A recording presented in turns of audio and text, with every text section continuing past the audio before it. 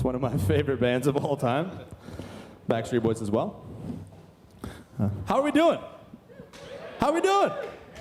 Montreal, yeah. I love Montreal, I gotta say. We got a call to say, hey, we want to come to Montreal. Greg, he's the recruiter right here. And it's been impressive. I like this city a lot. It's a really great city. We're about to turn this up, though. This is going to be, we need some energy. Can we change something up real quick? Would it be crazy if everyone here moved forward so that we were all just like right here full? Yeah, Would that be crazy? Yeah, let's do it. Let's bring it up a little bit. It feels so weird speaking to a room with empty seats. And so if I only focus on the first 3 rows that are full, I feel really cool. He's actually a really good singer. I can show you the world, shining, shimmering, splendid. One Direction? What is that? How do those words go? Come on in, I mean, come you on know in. more boy band songs than anyone else here. Let's bring it in. Let's bring it in. What is the One Direction's main song? Does anyone know that? Their main song? No.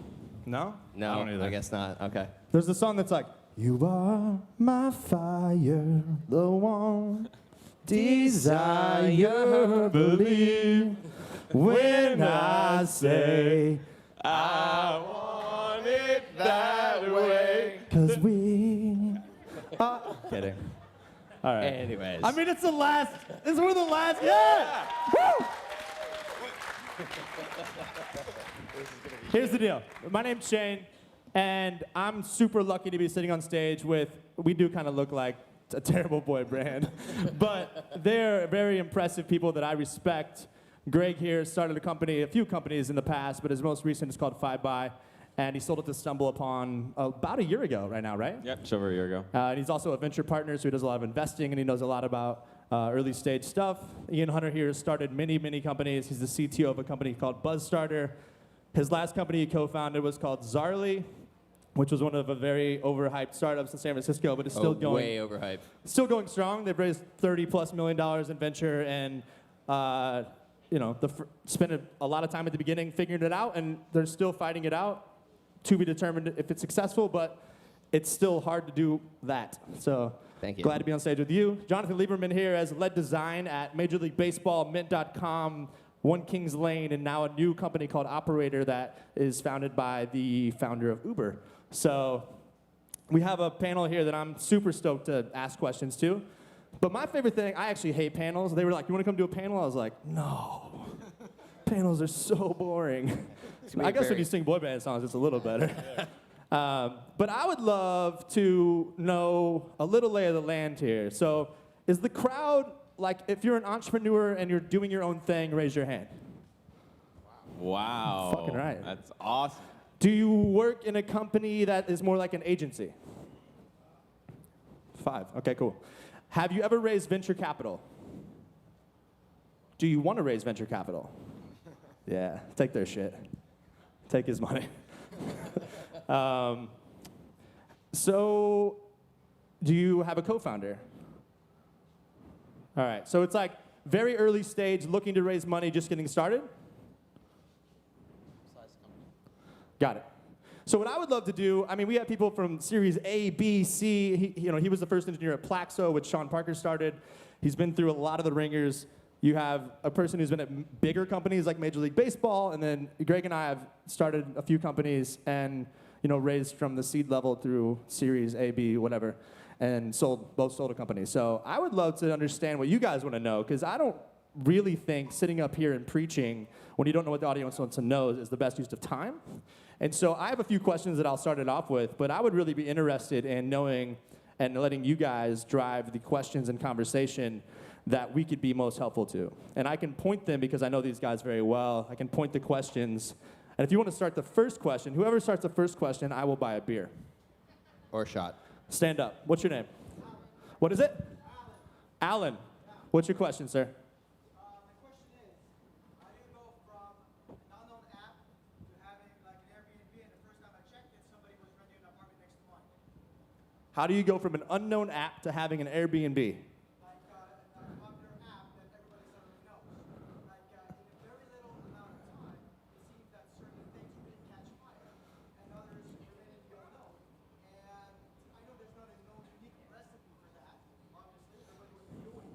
Yeah. But besides the obvious, okay, get some venture capital, and then somebody will bid enough money, and then you know it. Have you seen the South Park episode? Yeah? What is it called? Startup, Startup? cash in, Bro down? sell out, Bro throw down. down. That's not how it happens. The question I'll- is. I'll take that question. I'll repeat the question. The question is, how do you go from an unknown company to something that everyone knows? I think, yeah, Greg, honestly, you would be good at this. You're great at marketing. And the real truth is that you don't, and it takes a lot of time, and you just don't see all the time before it. Can we So get you this ask guy an beer? open-ended question for a beer. You jerk. Alan, I like you. Greg, take it. So mobile app distribution is super, super, super hard. The truth is, there's really only one way that drives like 90% of app downloads today, and it's word of mouth. It's how do you create something that people are going to talk about? The truth is, App Store features used to mean a big deal, but they don't anymore. When we launched 5by when was it? It was in February 1st, 2014. We had the first spot in the App Store in Apple, the main banner, and underneath, it also said 5by. So we had two spots, the two best spots. How many downloads do you think that generated? Raise your hand if you think it's more than 10,000 a day. 20,000. 50,000. This is Tell us how this is much. the main thing. The truth is, it only generates 10 to 20,000 a day. And today, that's a lot less. If you're featured on the main store, it's going to be a couple thousand. So the way to get a lot of app downloads is create an amazing story around your product, get something that people want to talk about, and make sure it's really, really simple and easy to use. Yeah. And I would say the Airbnb story, as an example, is a really, really amazing story of some incredible entrepreneurs that didn't stop. Like, they launched like 3 times. It never worked. People thought they was stupid. It was like airbeds on floors. 5 years later, now we're like, oh, it's a massive company. They just didn't stop. Like, those guys are incredible for just persistence.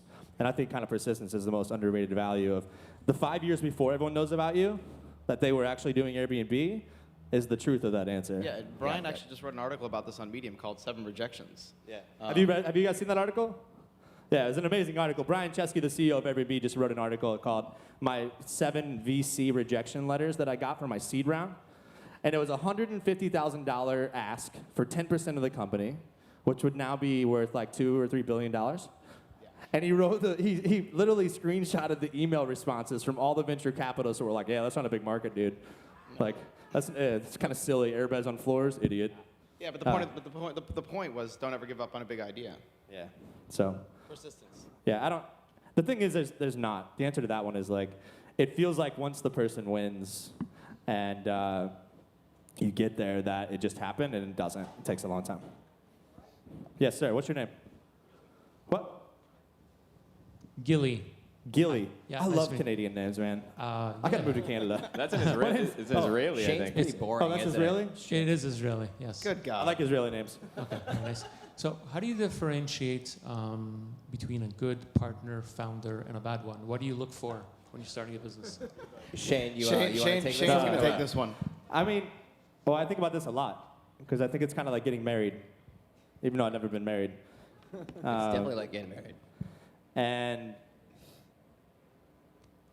for me, I look at life as a recruiting event. And every person that I meet or work with over the past 3 companies, I just sit there and make a list my entire life of the only metric I truly think about every day is how many people in the world would want to work with me in the future. And I just want to make that list bigger. Because the truth about starting companies is that it happens at a time, and timing is really hard. And to find the right time when someone else that has their own life and their own family and their own kids that also wants to jump in with you or doesn't have their own idea, because the best founders already have their own shit. So it's hard to find a founder that you've worked with before, that you really loved working with, that actually wants to work with you. And so all I do is try to optimize to make that list as big as I can. And I literally have a list that sits on my email every day that's in my CRM called people that I hope want to work with me. And I just want to make it bigger so that when I go start a company, or I go do a new thing, that there's someone there that I already have worked with, that I loved working with, that hopefully loves working with me. And so I like working with them beforehand and vetting it before. Like just my biggest fear is coming up with an idea with someone that I don't know, and you get excited. I call it getting excited about the heroin drip of nothing. It's like you just end up getting excited about ideas, but you don't really know how you work together. And I look for people that I want to fail with and that I went through hard shit with. Like Ian and I, we did Zarly together. So we spent 4 years living in San Francisco on a floor in a loft. Not 4 years in a floor, but about 9 months. And it was like the most hyped startup. It crashed hard. We went to 85 employees. It went back down. Like, it was insane. And like everyone was so much high expectations, and it was so hard. But like I have so much respect for this guy that if we found the right time together to do it again, like I wouldn't be sitting here next to you. And Yeah. so that's kind of how I look at it. So what do you think the characteristics are between you and I that make a good potential co-founder situation? You can code and I Yeah, I was can't. like, you can make shit. So it's I apparently can get just Ian to do shit for me for free? No, I'm kidding. I think it's just Look at these guys. They look in each other's eyes. They stare. You know, there's a twinkle in their eyes, right? it really it's like getting married. It really it's amazingly similar. It's a mutual respect. Like he respects me for content marketing, product design, and I respect him for engineering. And then and a little twinkle. But little that bit. skill set removed is because that doesn't really matter, because when we start fighting, we all have ultimate respect for each other. And I've never disrespected him. He's never disrespected me. And he's one of the best kind of co-founders and friends I've ever had. That's exactly it. It's anyone can be in a startup when it's easy, but when it's hard, it's like how are you gonna be with the other side of this? It's funny because you actually stumbled and you almost said relationship there, right? It's like anyone could be in a startup. So I think there's a parallel here between startups and relationships. I mean, 100%, right? Like this whole startups are just ambiguous gray territory, and you're just constantly stumbling to try to find something, and you have to believe in an ultra conviction. It's like why people get married or why you get in a relationship. You don't know where it's going, and you just believe in something bigger than yourself. And if you don't feel that with your co-founder, you're fucked. Sorry, excuse my language. Yeah, We should cuss more. It's a festival. Fuck it. Woo! Questions? Yes. So it's a question for the whole panel. So company is 2 years old. It's a service company. It has one primary service, and the company's doing well and growing. But from day one, that company is also being asked for a different service it currently doesn't offer. So it's turning down those leads every day. Should the company take a look at, somehow servicing those leads, or just stay focused on the primary service? What is your service?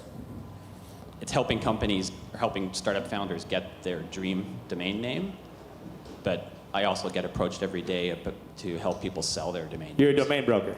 Yes, I'm a buyer broker, but every day people approach Fuck, us. I hate you to- guys. Only And I because don't we do the spell- names. I I just have help so you much get the respect names. for fucking domain brokers. Yeah. Can we talk after this? I really got to get assist.com. But the question is, if every day people are coming to us saying, "Hey, can you help us sell our domain?" For the past 2 years, we've said, "Sorry, we don't do that. We just buy." How much of the percentage of the market do you own on the buying side? On the buying side, Yeah. Are you like the largest domain buyer? there's only a handful of companies that do this full time. Is that like 10%? Let's say 10%. Yeah. I don't. Let me take a stab at I that have no one. answer to that. I don't know. So I think the answer to your question is finding someone who's going to be super passionate to run that side of the business. Like, how do you delegate some guy who is the best person on that side, that you can hire that person, and that it's just incremental revenue for you? If you believe that that side of the business is, call it 100 million or plus, potential opportunity, why not just find someone who is really, really awesome and then hire them? I want to answer this because, sorry, I'm going to tell a story about a really big mentor of mine because I think it maybe could answer this, but it's not me. I don't like sharing stories when I don't have it. Like, I've never done it. So we just hired our head of business is the guy named Robert Stevens, who's the founder of Geek Squad. So he just joined full-time at Assist about a month and a half ago, and he's been a mentor of mine for years. And Geek Squad did IT support, nothing else, for 18 years. He started on a bike in Minnesota, and he built it into a $4 billion company. Like, he's one of the most impressive people I've ever met. And, yeah, that's right. Happy birthday to me. Very I quickly. guess so. No, he's just gonna pour it in there. Come on. There you go. But when I met Robert, he told me this story about, I was like, did you ever think about going into other services? Like, you know, you're kind of just smart people, geeks, that can go in a home and fix things. So you can fix computers, but can you fix other things? And he's like, no, I just said, like, all we do is this. But he's like, but what I did that no one knows is he created 3 other companies, I believe, 2 or 3, called Decoy Strategies. And he actually created 3 companies, one that was completely a Geek Squad competitor that no one knew about. I can't even tell you the name. He literally launched it publicly and competed against himself to see if they could make more money than him and with a different model. And then he launched 2 other companies with the same model of service that did all these other verticals. And he thinks the way I think, which is Navy SEAL teams. Like, can you take a 4-person little Navy SEAL team and don't let the company be affected? And send them out to try to see if they can discover a new business line. And when he told me all these stories of doing that, I was just like, that's the guy I want on my team. And you know, I think it's the right approach where it's like you don't distract the company. Like he always talks about open table. He's like, why the F aren't they doing scheduling? Like, just fork the code. It's like you do reservations, put time slots on everything, haircuts, like every vertical. Why did they never do that? And it's $2.5 billion later they got sold to Priceline, but maybe they could have been bigger. And I think the strategy of kind of like create this decoy type, don't distract your company. You're smiling because you're already doing it. Look at you. No, I think that's great feedback. But I think it's interesting Yeah. because it's Thank different you. when it's 2 years in versus pre-market fit, which is what we are at Operator. We've had this debate internally for months. Whether do we just simply, we started off in retail, like servicing requests, ask Operator for anything, we'll find it for you. And we had a debate internally, do we fulfill every request? Myself and the CEO battled hard. And I said, yes, we have to fulfill any request that comes in. He's like, no, absolutely not, it's just retail. 5 months later, we're fulfilling every single request because what we need to learn and understand is actually is retail the right vertical. So for us, pre-market fit, like I think servicing everything, and listening to the customer and doing what they want is very, very different than 2 years in where you've established what it is you want to do and who you are. So for those of you who are starting up, do what your customers want. Thanks so Good much. question. No, thank you. I hope that story was helpful. I mean, that story to me was one of my, it's exactly what you're doing. And he's an incredible kind of mentor of mine. And I think that is in line. I hope that was helpful. And it obviously worked, too. $4 billion later, it's not bad. Next question. Hi, Hi. What's your name? Serena. Serena. I like First your hat. question is, Love your where's hat. his beer? Who? The first Solid guy who beer. asked the Right here? question It's right here. was supposed to get a beer. and you Where's guys your got beer? beers. Oh, no. That's afterwards. I got to buy it for him. Okay. I can't give away free beer. Oh. Actually, Rebecca, can we get a beer out Yeah, here? Rebecca. Second question. We need a beer for the fan. I promised a beer to a fan. Yeah. Second A question. fan? Or not a fan, sorry. I mean, we really are a boy band. Oh my God, are you kidding me? I think you need to sing again. Bob. Alan, I'm sorry, dude. You want to switch hats? Here, take my hat. I love these hats. Give me that thing. Come here. Give me a hug, Alan. Oh, we have the same It size looks hat. really good on you, actually. Love that. Now I don't look like a douche. Go. Ready? Yep. Serena. Ready? Okay. Second question is for non-tech startups. What's the most transferable advice you think? Can you focus that a little more? Not really. I mean, startup businesses are startup, right? This is tech specific, right? Yeah. But for startup businesses in general, I mean, what would you think are the most important things? Let's say top 3. About to keep starting in out. mind, to start up a business in general Great. that are transferable. Stand out. Just whatever you're doing, stand out. With hats or how you're thinking about your company. Pink badges. Whatever it is, just do it. Just stand out. And I just think of consumer. I'm not a really good enterprise guy, to be quite honest. And if you're building something you're selling to people, stand out.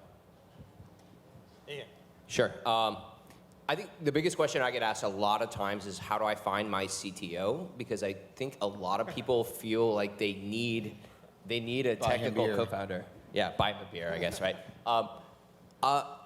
I'm tempted to say you actually don't need a technical co-founder. What you need is a good product vision, and either that comes from yourself or some extension of yourself. And somebody, so I'm CTO currently, and I like to describe the role that I play as code bomb. And all I really do is just watch everything that comes in and guarantee a certain level of professionalism in our code that comes through. If you can find somebody to do that, I think I'm still answering your question, but the main aspect is like, yeah, just find somebody to kind of fill in a lot of the technical sides that you're not going to offer yourself, but you probably don't need a CTO. Is that okay? Leaves? I don't know, it's an interesting question because I tried to start a company that nobody knows about called Overthink It because I overthink pretty much everything. And I'm not technical, I'm a designer. So having that vision come to life and build, like tools that today are definitely make it easier to develop a prototype that you can sort of like show the proof of concept. But talk about like how would you go about building a company without a technical co-founder? How do you do that? How would I build something without a No, not or you. how but would like, I, if I was you? What advice would you give to someone like me Got it. who's not technical to start a company and be able to... Hold on a second, because her question was more of starting companies that aren't in the tech space, right? So she doesn't care about a technical co-founder at all. I think there's always a technical side. There's always a marketing side. There's always a side of any business that you start, right? Okay, It's okay. just I was just making sure. I just didn't want to not answer the question. okay. Are we close to answering your question? Okay. Awesome. No, go ahead. So how would I personally build a Company. If I was No, you, no, so Leaves is like an insanely talented designer, but doesn't know HTML, or maybe he does. But how if I were you, would I start a company? I would prototype out as much as humanly possible. There is a ton of tools that are available, InVision, everything else that like can allow you to work in the medium in which you feel comfortable, but at the same time you don't actually have to like build something. No? No, I completely agree. It's like a test mentality, right? Yeah. I think mine's way different. Mine would be to insanely believe in yourself. Like, the hardest thing is waking up every morning alone, even when you have co-founders. Thank you, Rebecca. And like, Alan, there's your beer. Alan. Alan, grab your beer. Give him a hug. Woo. Yeah. Cheers, brother. Cheers, everybody. Cheers, everyone. I would buy everyone beer, but I didn't actually buy that beer, so. I don't even have any tickets anymore. I burned them all. Yeah. I think it's so hard to wake up every day and make something up that no one else cares. Like, you have this realization after you do a few companies when you run into someone you met like 2 years ago, and you think that everyone really knew what you were doing for the last 2 years.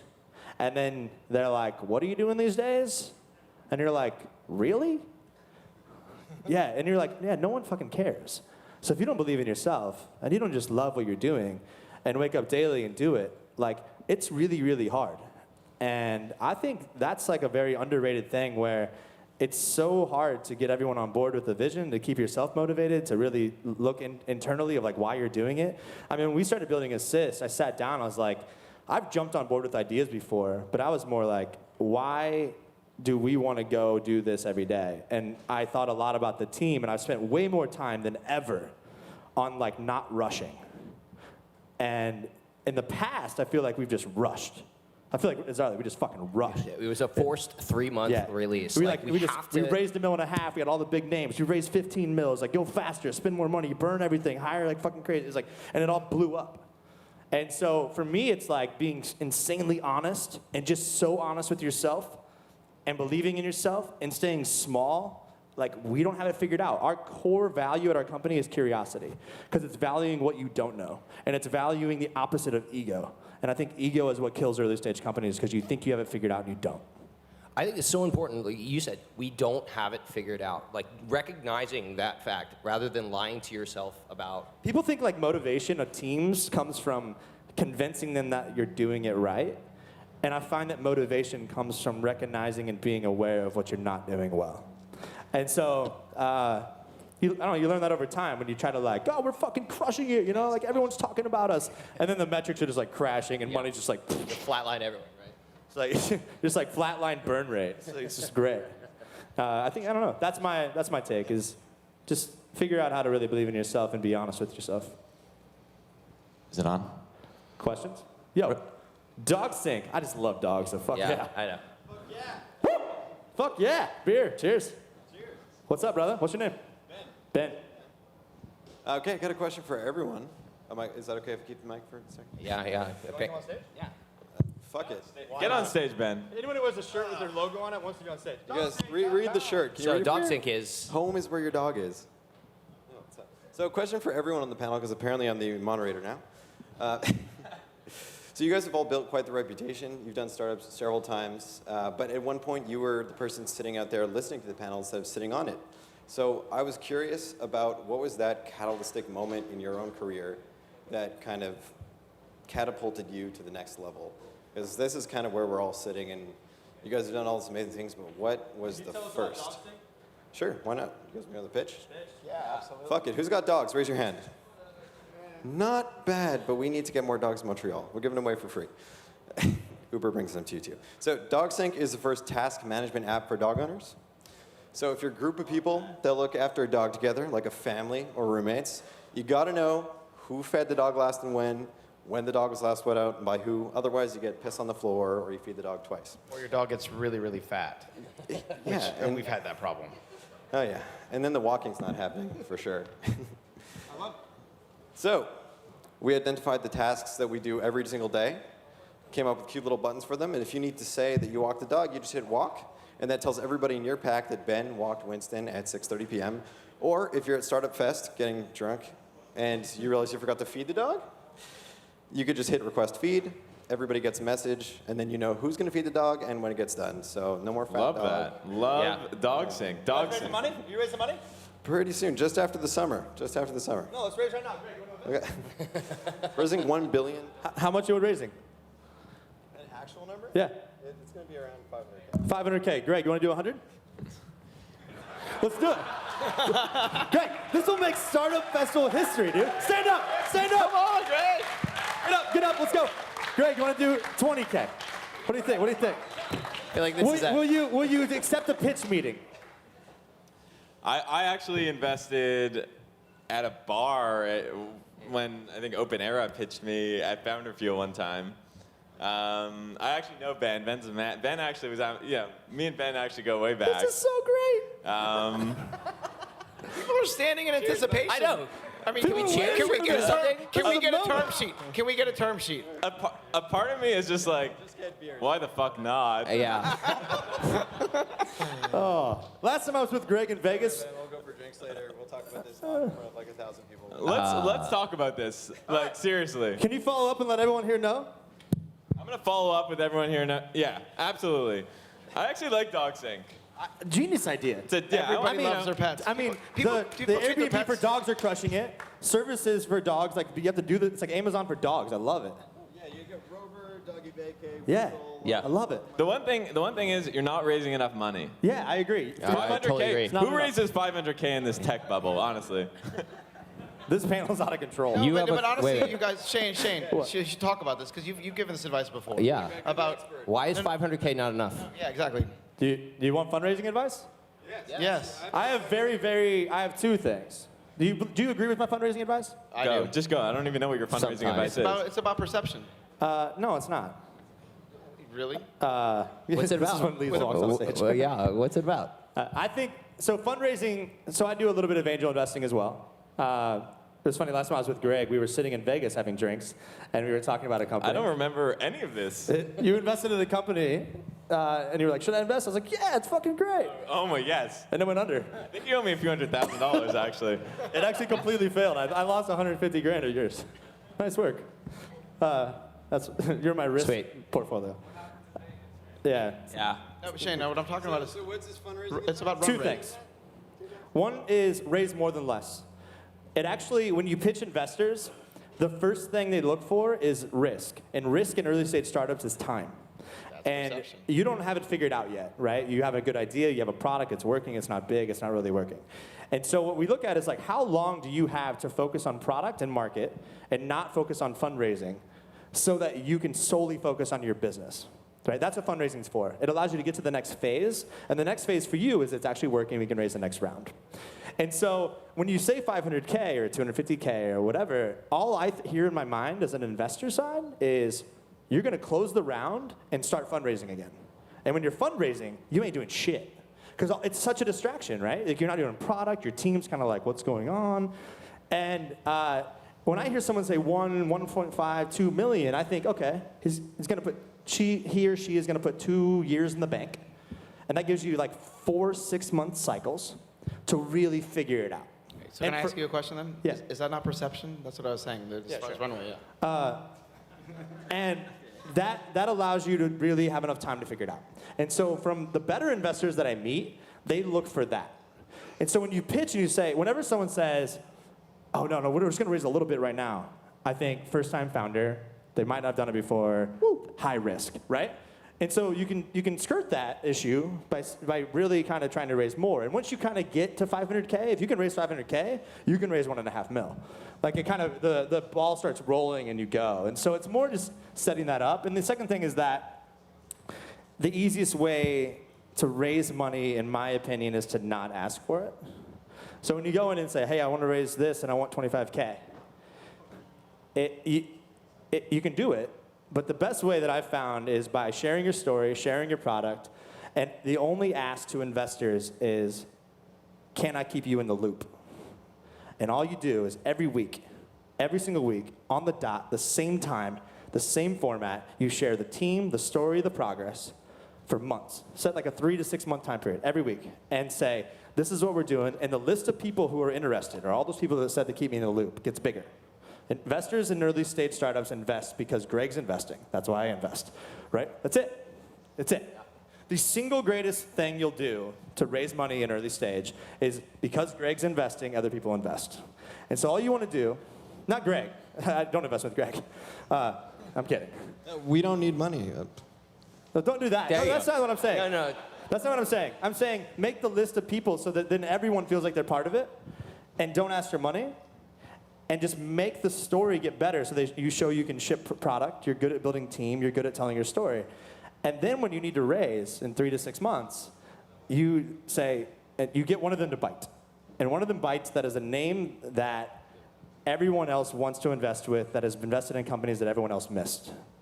So Ian, thoughts? I was just going to reinforce how gold this advice actually is. Like, this is exactly how you raise money. I don't.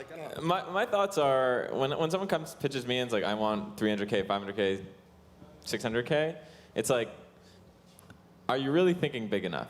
Like, the entrepreneurs I want to back are people who want to raise $2 million, crazy valuation, not a crazy value, obviously not crazy valuation. What's a Montreal crazy valuation? The valuations here are ridiculously attractive. So the vulture over here. No, if you're raising money, a seed round here, you're raising $3 million valuation. Is that right? Is that right? 3, 3.5, 2.5, 4. You go to the Valley, there's people raising seed rounds, 8 million, 10, 12, 14 all the time. Oh, easily.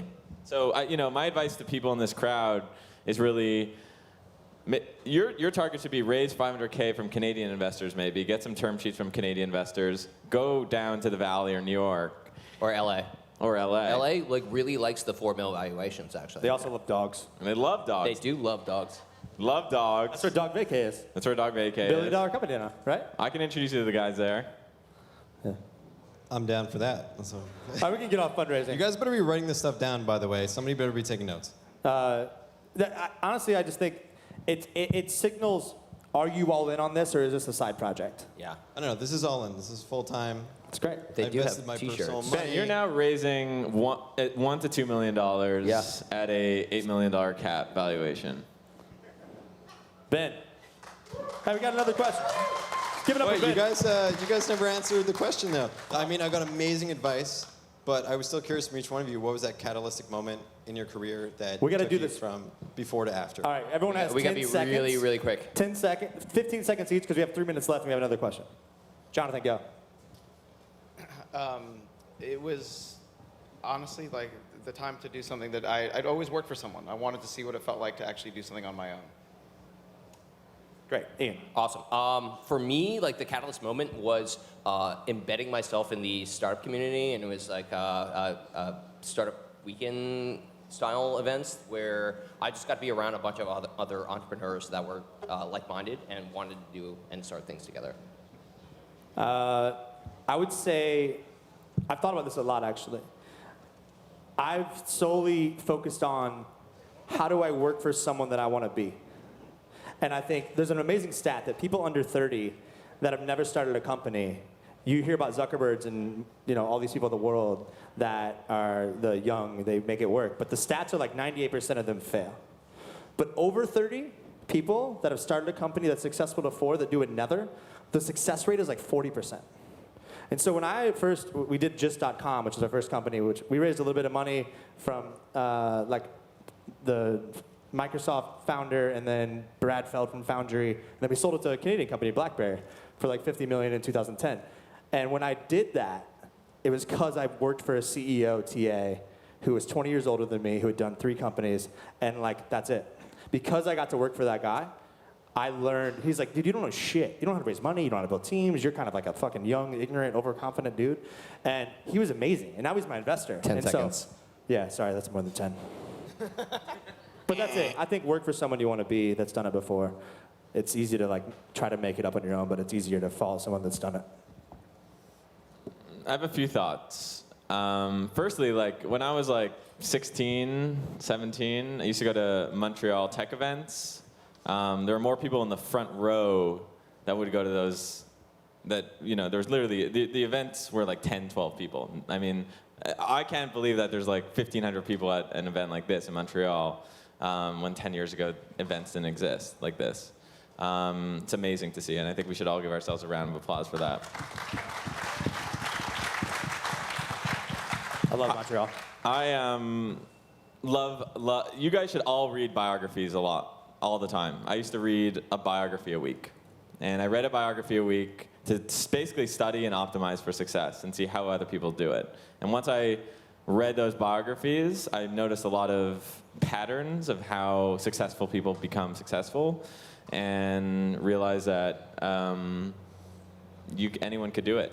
And you could be from Montreal, you can be from Toronto, you can be from New York, LA, you can go to Harvard, you can go to McGill, you can go Concordia. It doesn't make a difference. If you want it, you can have it. Greg, I have a question. Personal question. Yeah. Listen up, guys. This is smart Thank shit. you, Ben. Do you ever struggle internally with the idea that you are successful? Do you think you're successful? I thought, when I moved to San Francisco, I was like, yeah, I'm successful. And then the guy next to me sold the company for like $450 million, and the guy to my right sold the company for like $220 million. So it really puts things into perspective. I think, as I was telling someone the other day, I really believe in the way to be successful is to play with, it's like playing tennis, right? You always want to play with someone who's better than you. That way you get good.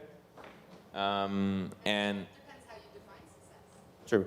yeah, it depends. For me, success is fulfilling dreams and building the biggest thing and most true thing to what I want to do is possible. But yeah, absolutely right. And everyone defines it differently. I mean, it's the reason I moved to SF. You can be a big fish in a small pond, and then you move, and you're like, holy shit, I'm a... Exactly. Yeah. Where's the question from the back? Yeah. Is he still here? He was like, Yeah. fuck these guys. Yeah. I would be too. What's up, buddy? So just like, so specifically you guys are all from like San Francisco and everything. We're not from San Francisco. None of us are You're from none San of- Francisco. But no one's Okay. from San Francisco, so it's Okay, cool. but you're, I don't know, it says San Francisco, like Midwest. 4 times behind you. Yeah, I'm Washington, D.C., East yeah? Coast. St. Okay, Louis. cool.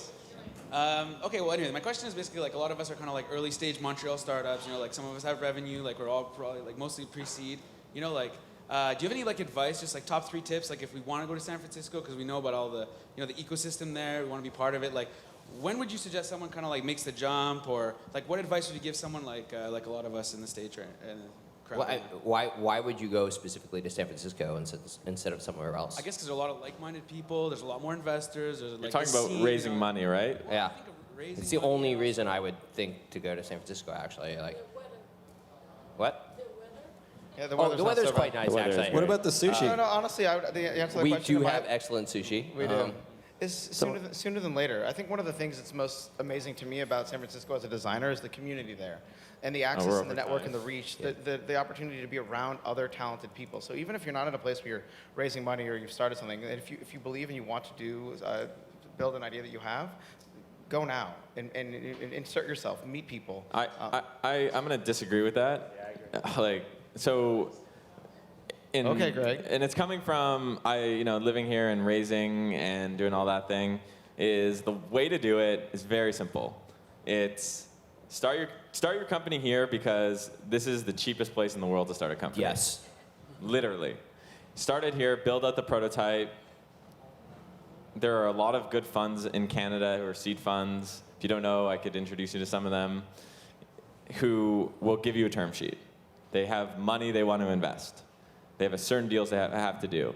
Get their term sheets, get that buy-in from home, and then once you have that, come down to San Francisco, set up 3 days of a lot of meetings, and fill out your round. Exactly. I would say, so our first company did in Seattle, and then our last company did in San Francisco, and this company's in San Francisco. Yeah. I'm on Greg's side. I think San Francisco, I love it, and I think the network of people who are there perform at it, they think and perform at a level that challenges me. But if you know what you want and you want to do, hiring in San Francisco is so stupid. Like literally, I had an iOS engineer, no shit. Walk in, be like, first, it's like 23. He's like, we're offering a good salary. And then he's like, I got like $600,000 and $1 million of options from Lyft. I'm like, shit. Like, yeah, take that, dude. It is. Like, go take that job. And it's so hard to hire. And people leave, like, a 9-month window is like a long career in the Valley. It's terrible. I see resumes all the time with, like, 9 months to 1 year of, like, just throughout everything It's like the red flag of hiring. Engineering attrition is a massive problem in San Francisco. It's constantly, how many engineers did we lose at this last company to Uber and everywhere else? Average engineer salary is like $150,000, $160,000. U.S. That's like $1 billion Canadian. I fucking love Canada, dude. I'm like, every time I buy a drink, I'm like, it's so cheap. Cheaper. No, sorry.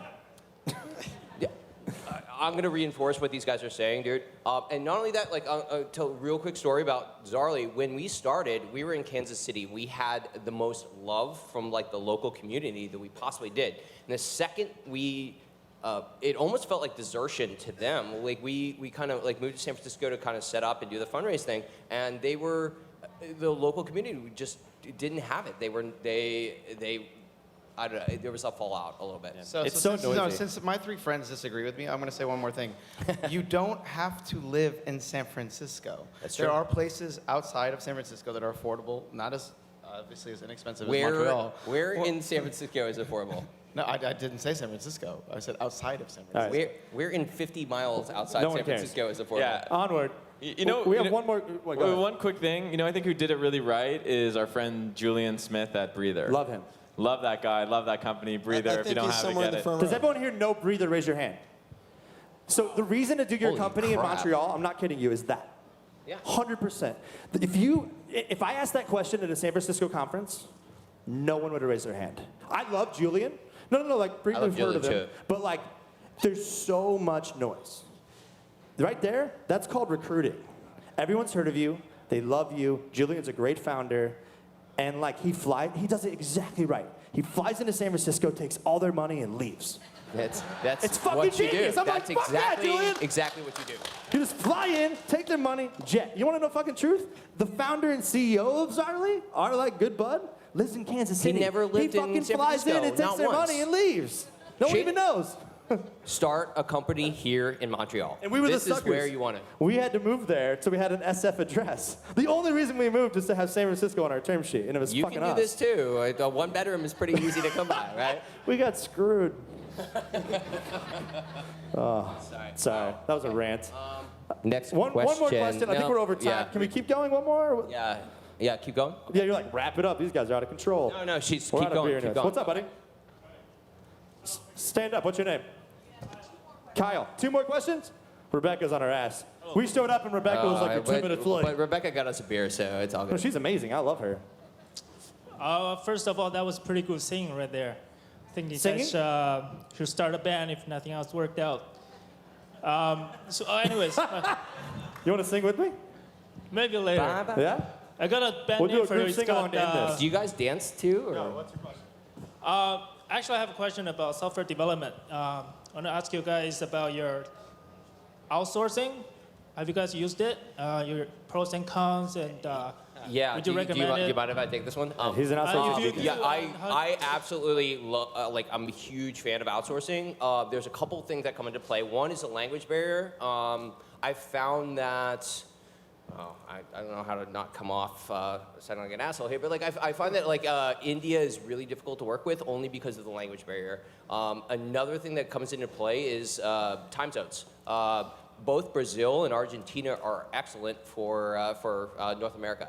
I work with a number of different companies down there. I'm happy to share some references if you want. I have a question for you. Do you have a tech startup here or a services company?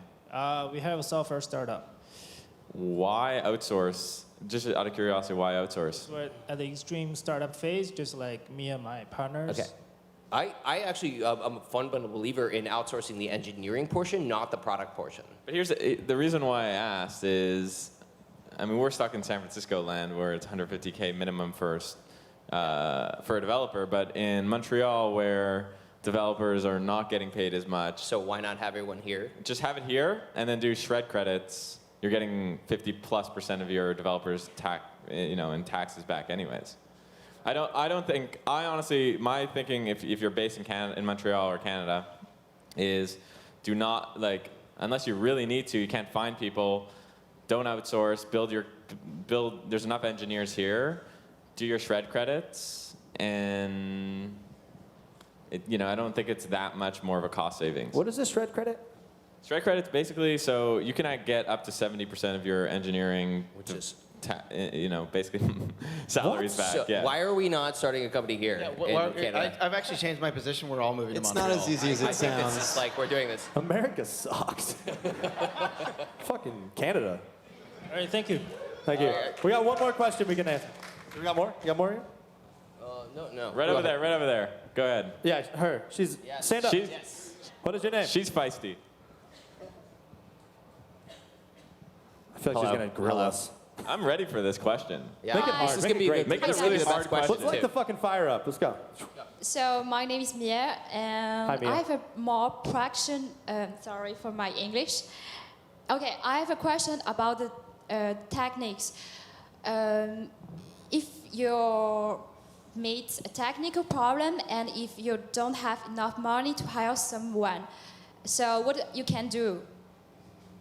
So, how do you? Want to repeat the question, Ian? Yeah. If I heard it correctly, it sounds like how do you basically start the idea without actually having the money to pay people? Is that right?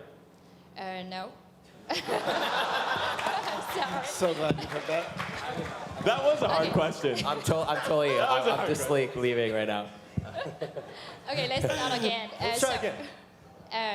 I think that you don't speak French. Wait, he does. Here, you can speak in French and I'll translate. Ok. Yeah. Si on a un problème technique et on n'a pas assez d'argent pour recruter quelqu'un, qu'est-ce qu'on fait dans ce cas-là? If you have a technical problem, you don't have the money to pay for it, what do you do in that situation? What kind of technical problem? A very specific problem. It's something like. En français. Yeah. I'll do the translation. Yeah. Yeah, it's okay. I think I can manage in English. So we are just developing a sensor, but the problem is the sensor is very big, and we want to make it small, and it's not easy. So we are looking for help, but we just can't solve this problem. I mean, I'll answer that. Yeah. You answer that. I'll answer that. So, do you believe this company can be a massive company? Like, is this a venture scalable company? Do you think you can raise money for this business? Yeah. Yeah, I think. But You got to know. Where's you the know? confidence? You got to Yeah. know. Yes. The answer Yes. should be yes, yes. yes. Hell Hell yes. yes. If the answer isn't hell yes, then you're not going to be able to raise it. So you gotta convince yourself. First thing you got to do is leave here and convince yourself that this is a massive, massive opportunity, and the world needs this product, and this is a $1 billion opportunity, and that investors are lucky to invest their money with you. That's You the do first thing not to need their money at all. Like, I'm not fundraising ever, but I will take your money. Once you've convinced yourself of that, then you'll be able to convince other people to put their money in it. And then once you have the money, you could use that money to pay people to solve that problem.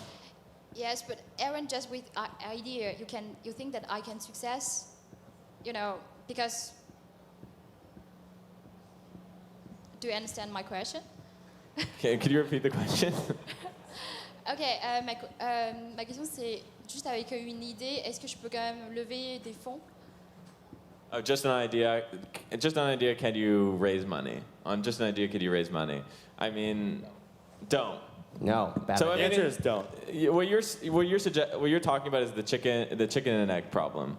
You need to build a product to raise money, but you don't have money to build a product. Is basically what you're saying. Yeah. So Greg, I got a question for you then. How developed does the product or the idea need to be in order to raise money? Is it proof of concept? Is it a prototype? Does it actually need to be in the market? Did I answer that? Go for it. My opinion here is that you just need to be able to show that you can build product. Like, in your situation, what I would do is spend all your time trying to figure out who you can convince to build it for free. Because that's going to be your co-founder.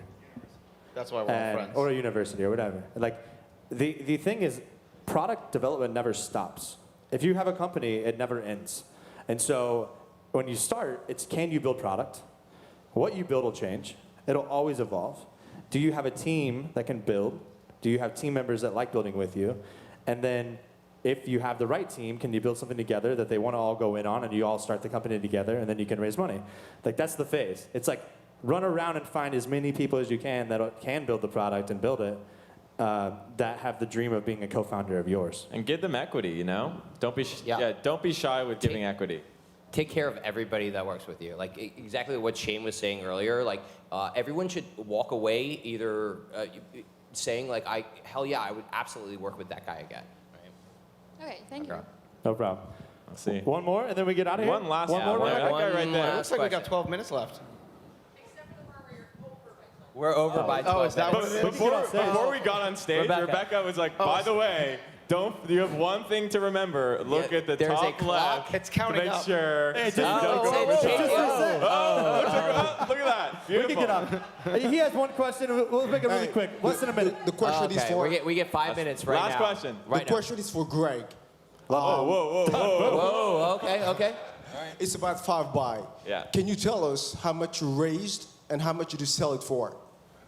Why? Well, why? that's a very personal question. Yeah, that's a super personal. And, Why does and that if matter? it was cash only or cash and equity? Bam, love that.